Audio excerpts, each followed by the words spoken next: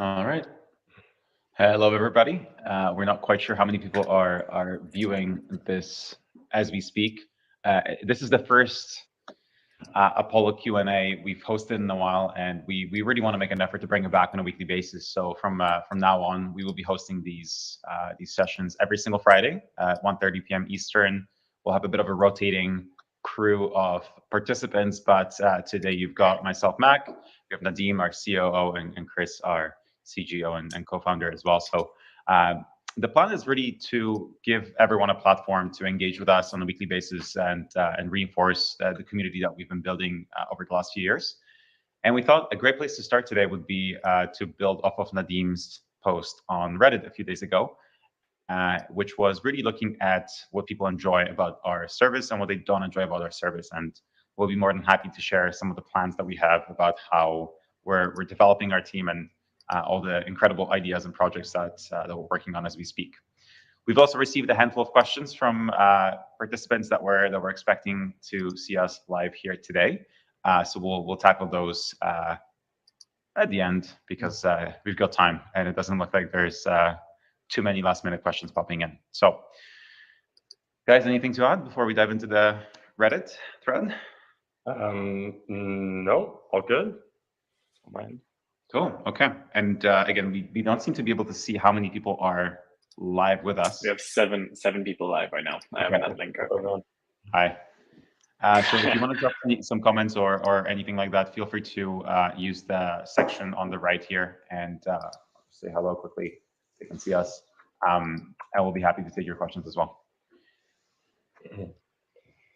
So yeah, I guess where to start.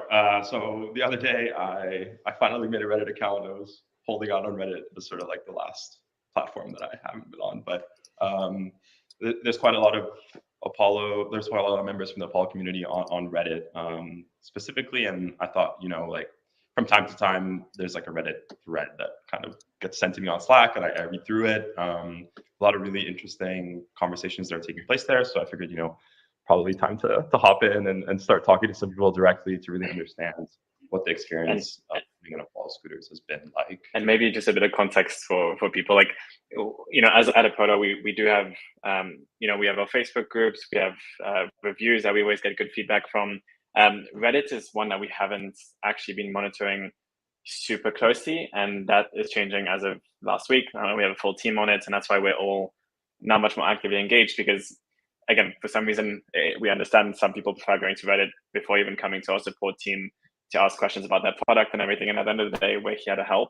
And we feel that, again, that Reddit presence is super, super important. So you'll see a lot more of Apollo in this thread. We created a new sub-thread for Apollo scooters as well. So again, any questions, comments, product feedback, what you'd like to see, like, please, you guys are a source of truth, and we really want more interaction with our riders and our potential riders.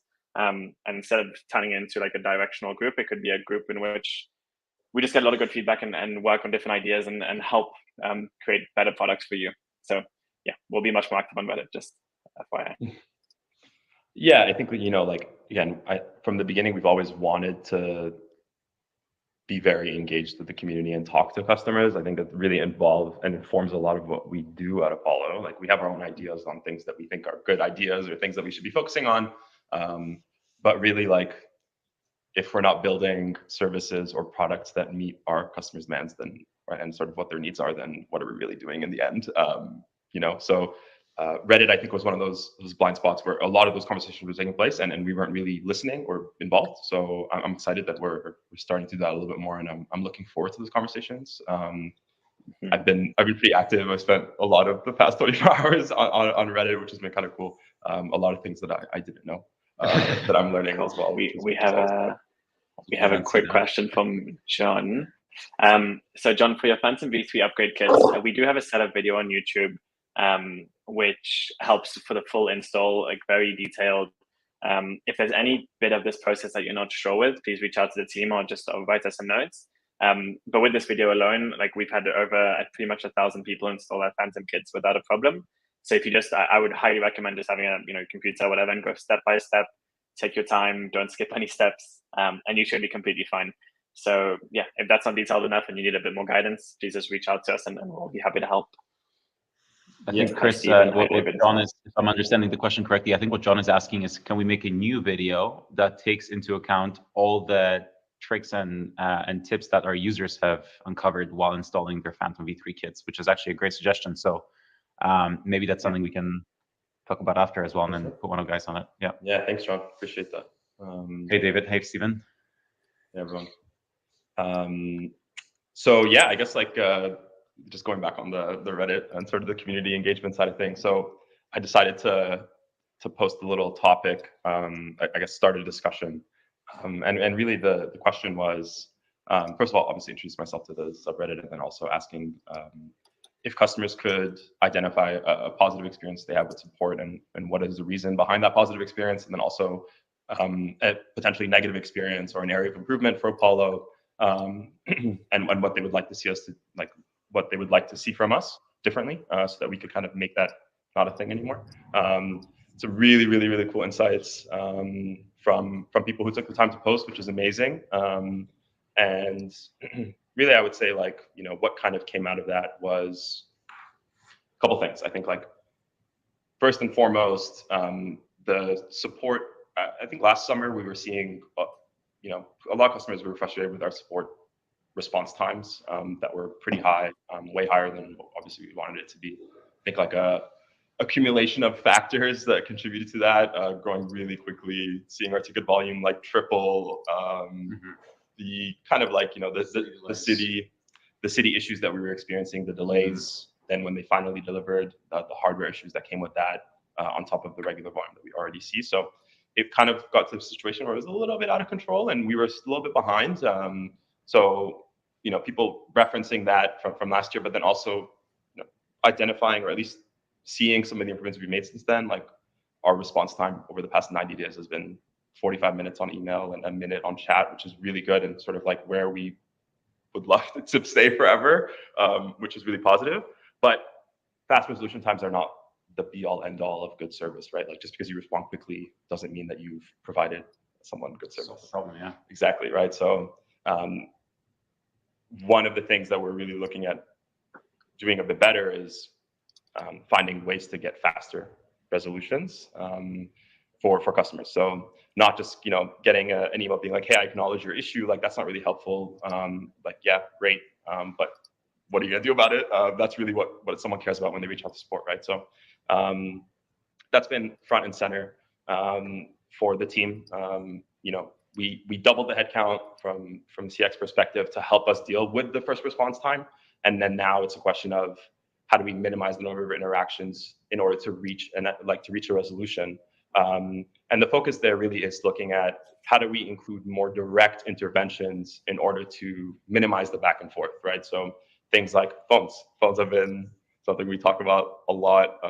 It's something we used to offer in 2021 that stopped offering in 2022 for various factors. We can chat about that in a little bit.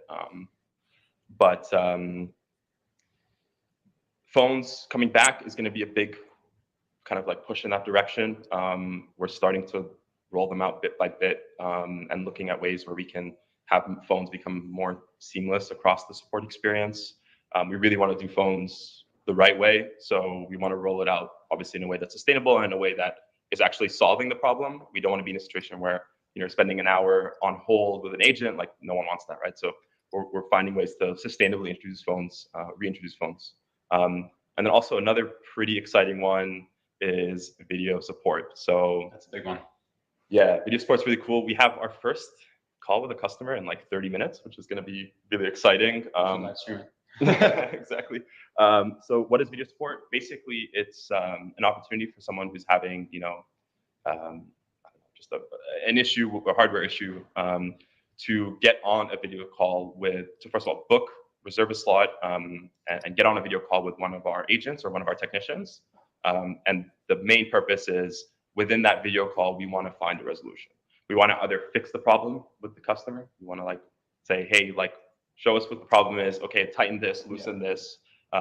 Which, by the way, is the majority of inquiries, right? For sure. And those are the ones that get caught up in that email exchange where it's like, no, send me a photo of this, but actually, no, I meant this other part. And it's like, just like all this back and forth, like sending photos is not really an efficient way of dealing with hardware problems. A lesson that we've learned the hard way. So that's one of the first resolutions is tighten or loosen and sort of just like adjust and tweak. The second one really being, if there's a spare part that needs to be ordered, facilitating that process and making sure that that spare part is identified and then ordered on behalf of the customer as well. Obviously, warranty covered, free, getting it sort of to the customer, and then if it's out of warranty, then kind of going through that process. And then the third one being, this isn't something that we can solve virtually or through like, a customer being able to fix their own scooter, and it requires a servicing option, right? So that's where our servicing centers in New York, LA, Montreal come in handy. And then also ARC's, our sort of partner network of other servicing providers. And that's a network we want to continue to grow. So this is really like the first step in video support. So how would somebody go about getting a video support call? Yeah, so right now it's more so because we're still sort of piloting it. It's going to be on the agent to send the request, essentially send the invite for video call. The guideline is really like, we want to limit the number of messages or interactions before that step takes place, right? So we're talking a bit about like direct interventions and identifying when is the time to just like resolve the issue, and then not kind of get into a situation where those.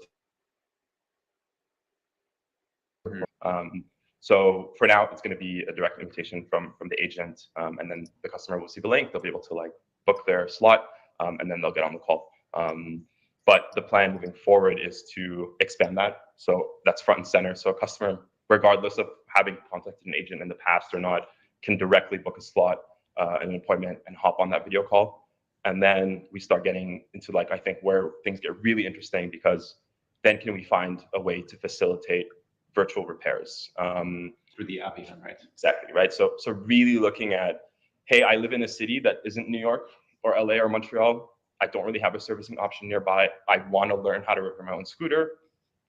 We want to be a resource for people who want to learn how to like maintain, manage, repair their scooters. Like it's an important skill if you use a scooter every day. Like we want to provide that information. We want to empower people to do that. So having direct access to our mechanics and doing repairs over the video calls as well would be super, super interesting too. So yeah, it's a huge, and it's really interesting because the first time I actually witnessed the power of video support was when my own parents were setting up one of our scooters, and my parents live abroad, and they quickly hopped on a FaceTime call with OA, and just witnessing the power of video support and eliminating the back and forth and just intuitively knowing what the other person is asking for and talking about. It's transformative. So I'm really, really excited about this project. So like Nadim said, we're piloting the first conversation in the first, in the next 30 minutes. But this is definitely something that I think want to emphasize, make more available. And ultimately, we even see applications that are not just for technical support, but maybe even pre-purchase, right? Like, I want to see what the scooter looks like, and you see what it would look like if I put, a 200-pound person on it, blah, blah, blah, these types of questions, right? So huge applications, and definitely something that we want to roll out before the summer. Yeah, for sure. I mean, like FaceTime with customers is really important, right? So finding ways to enable that, and again, rolling things out in a sustainable way is going to be important for us as well too, right? Like we want to make sure that if we are launching a new channel, we're able to support the channel fully. We're not falling into some of maybe the same traps that we've fallen into in the past by having to, because we've grown so quickly. I think now we're really in a position where we've built out a really solid team. They've had a season under them. We've kind of gone over some of the turnover that we experienced last summer. Agents have been working really hard on getting upskilled and trained. We've really like beefed up both our internal and external documentation as well. So just making sure that we're better suited as a team to solve problems, because it's kind of interesting. Like we still find out about stuff from customers, like things that go wrong that we didn't really know about. So yeah, all the time we're like finding out more about our products, because again, it's super specific, right? Like you're using your scooter every single day. You're using it in a way that maybe is very different than someone else, or I don't know, like the conditions that you're using it in is so their humidity is different, right? Like exactly, like even small things like that, like with a very technical product like a scooter, and especially how advanced the scooters are getting, like those are things that kind of pop up and we don't always have the answers to, right? So documentation and making sure that when one agent deals with an issue and finds a resolution for that every agent now has the access to that information, is equipped to solve that issue if it ever happens again. So those are some behind the scenes things that we've been really focusing on over the past few months that I think are going to really set us up for more success down the line from a servicing perspective or from a support perspective. Yeah, another interesting kind of project that's been happening behind the scenes. And John, this is going to answer your question about, why not put up spare parts on Amazon and stock them at Amazon warehouses.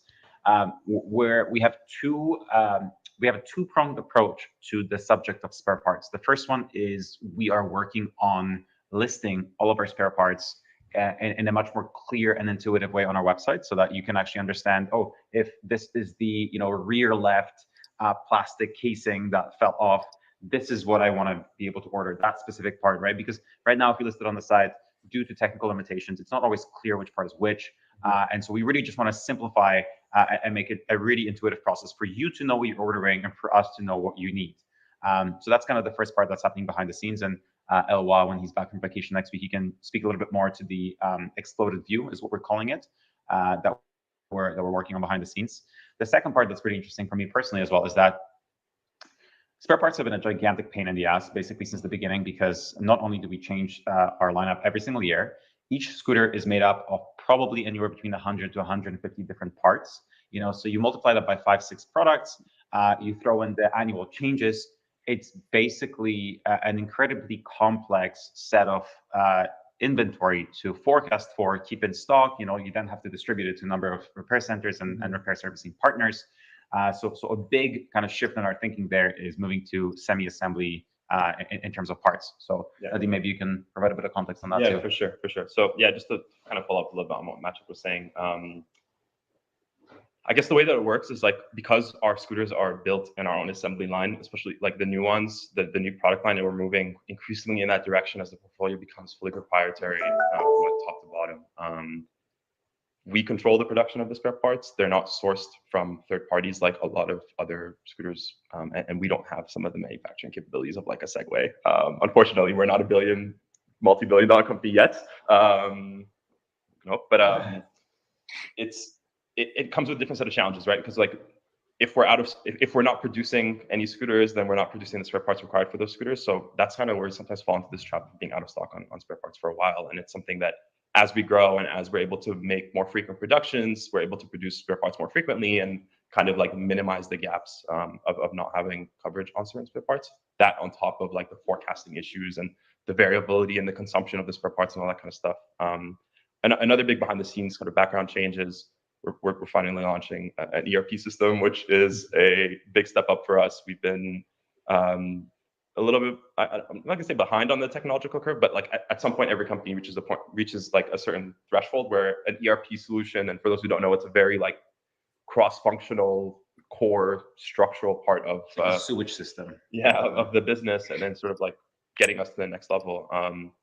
The implementation of that is going to go a long way for spare parts. And to answer your question directly, with that ERP implementation, one of the things we're looking at is being able to just more easily charge shipping as not having a flat shipping charge, but having a variable shipping charge. So for spare parts, you're not in a situation where you're paying that sort of flat fee that we currently have for shipping. I know that that's something that people don't really like. And obviously compared to Amazon, you're going to get those parts cheaper and shipped faster. And, that all comes with Prime.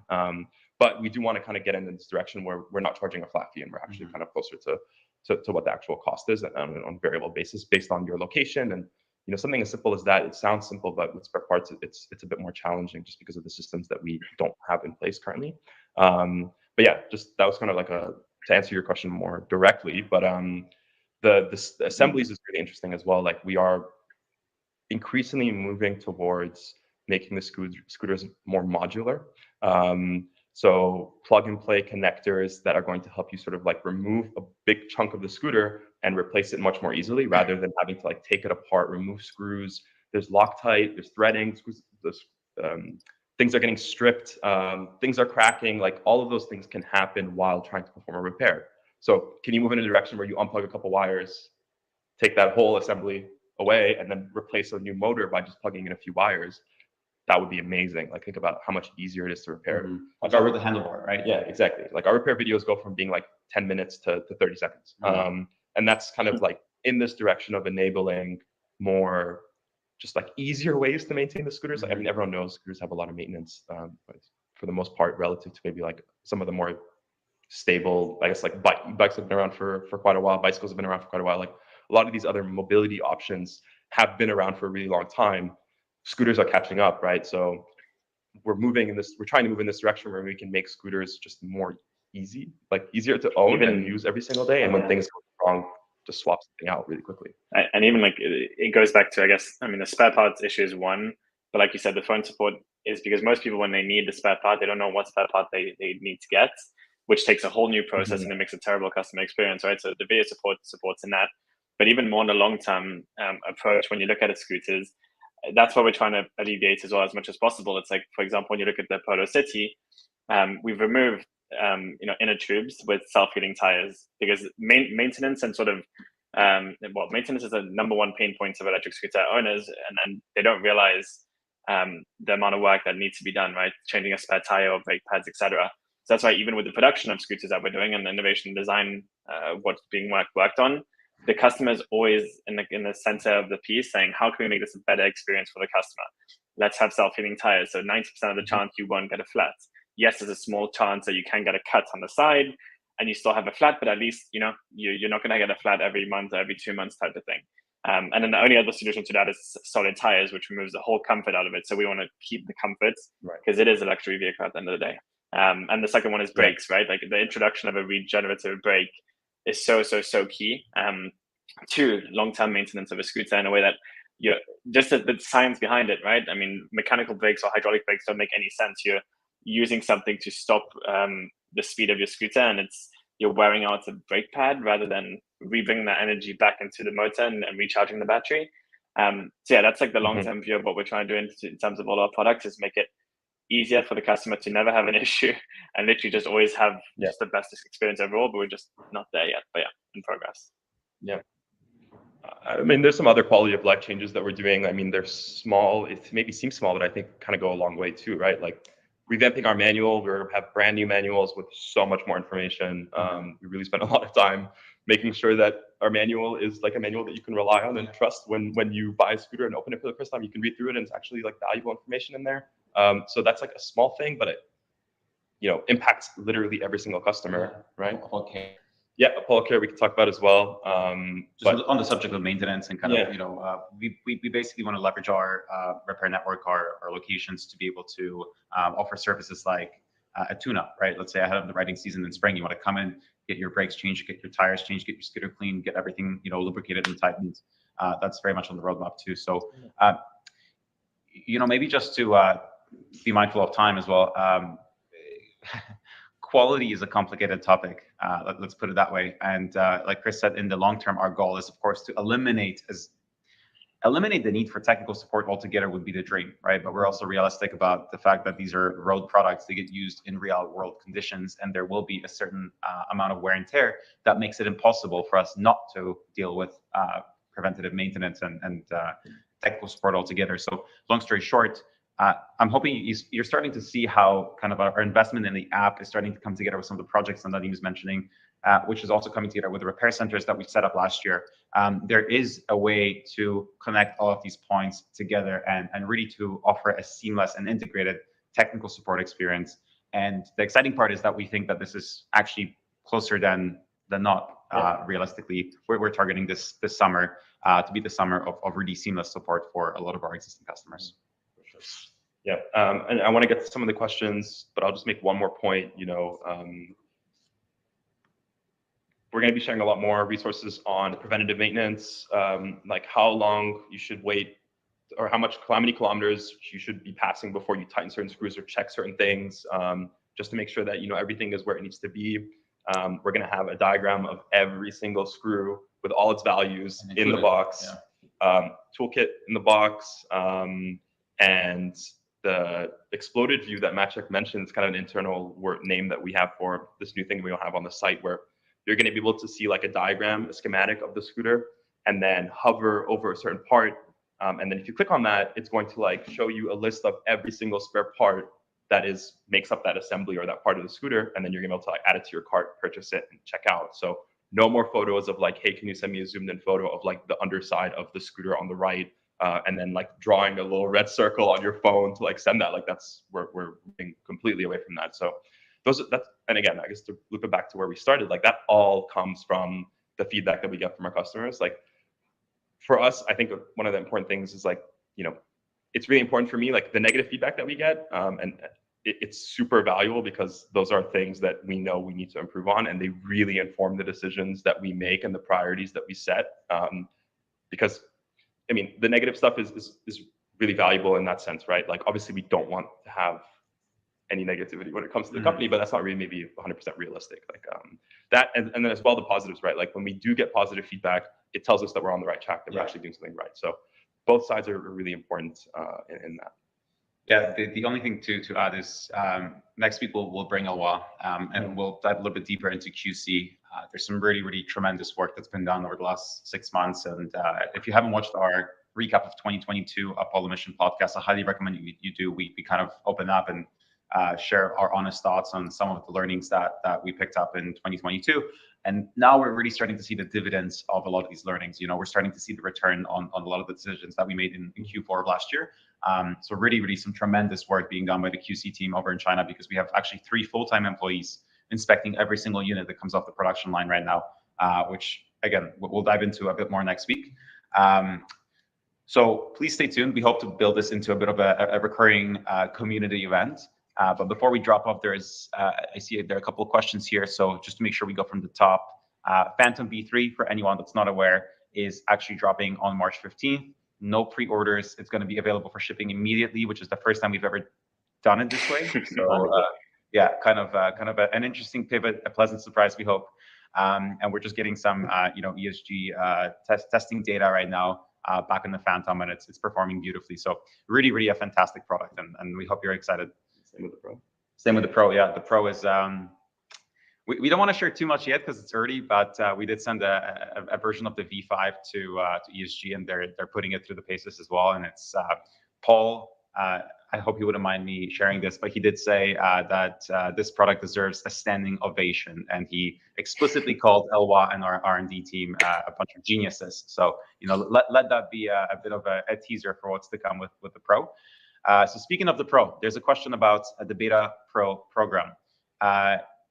Basically, the way we're approaching it is that we've divided the beta program into a couple of waves. The first wave is any customer that's in a city where we have our repair centers. So New York, LA, and Montreal. We've prioritized picking customers from those markets simply because we want to be able to participate in the delivery of the products. We want to be there when those scooters get unboxed. We want to help you with the setup and make sure that if there are any questions, any surprises, we're able to address them on the spot.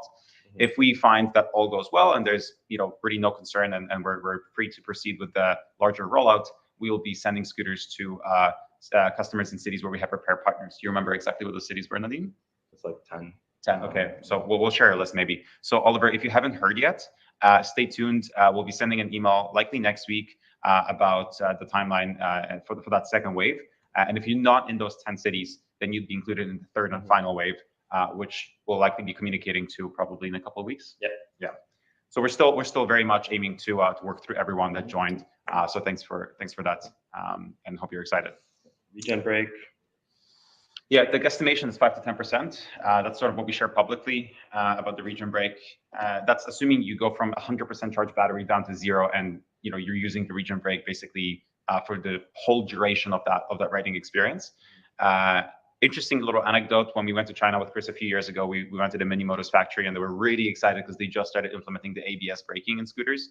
And it was basically the equivalent of like, I would say a jackhammer while riding a scooter. It was like a kind of experience on the scooter, and it was absolutely disastrous.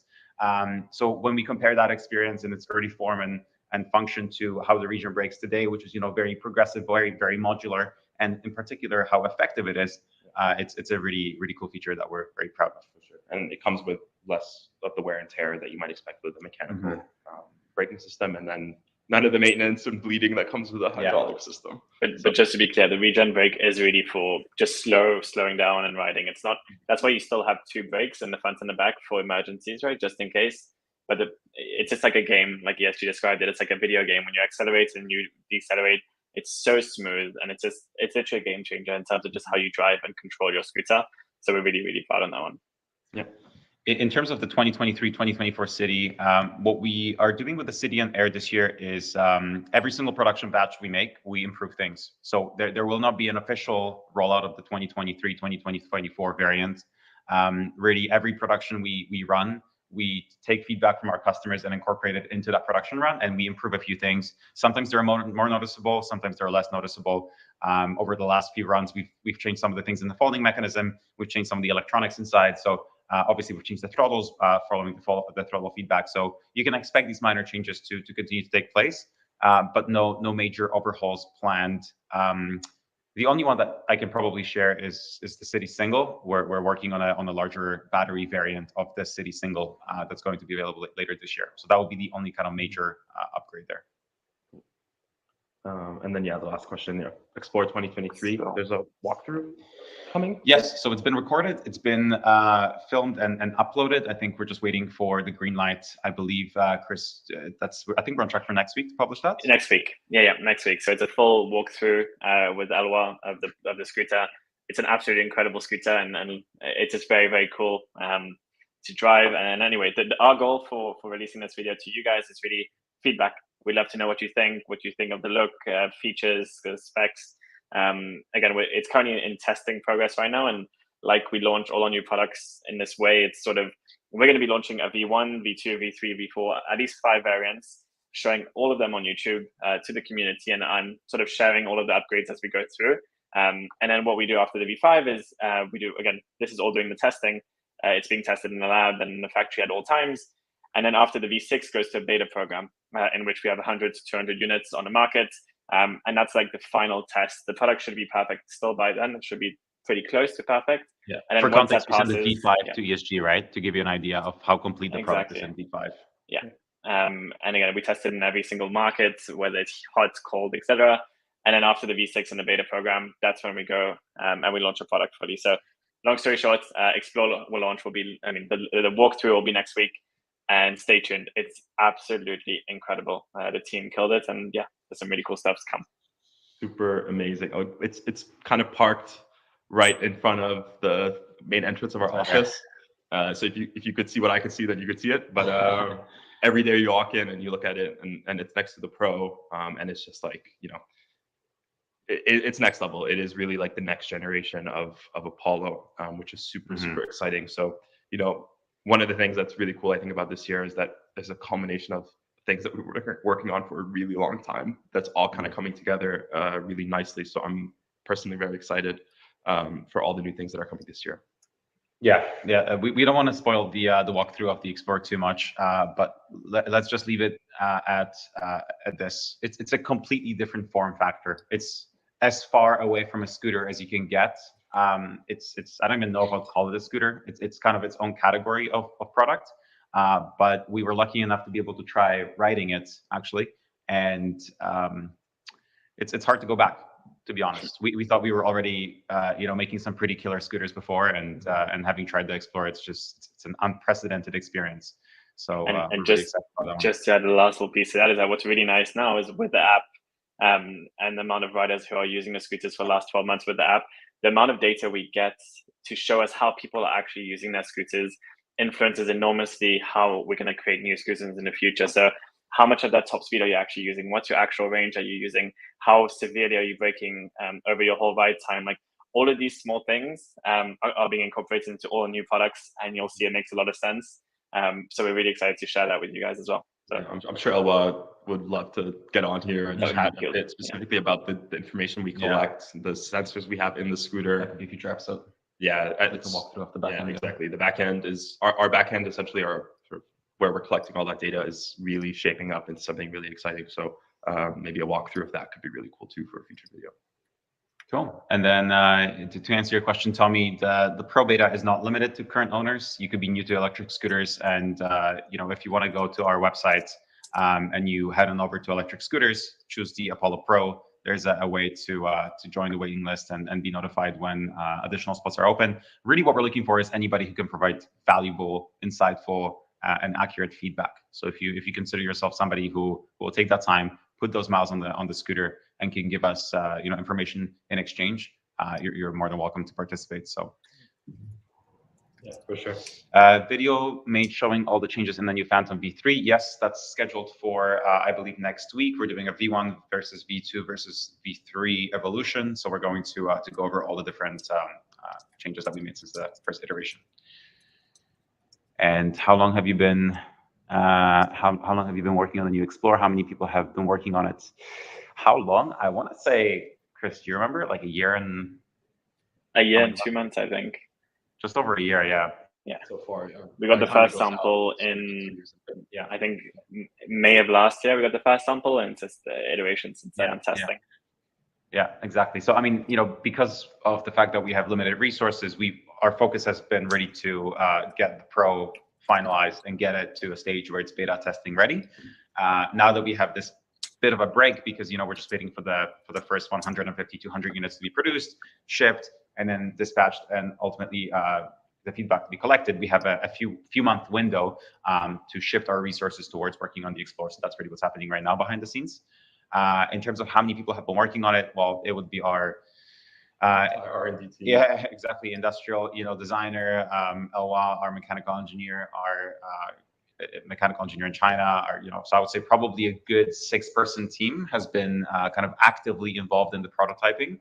And now we're starting to see more and more people participate, because of the marketing team, the operations team, everyone who's supporting. Yeah, and I guess the entire company as well is always involved in that too. Like, we are taking feedback that we get through the videos, through the marketing team, through like our customer interactions, the dev team as well, looking at what's coming in from the back end. Like, all that information is all going towards the same place to feed the future productions and creating products that are smarter, faster, better built, solve all the customers' needs, and kind of match how people use the products too. So it all kind of feeds the machine as well.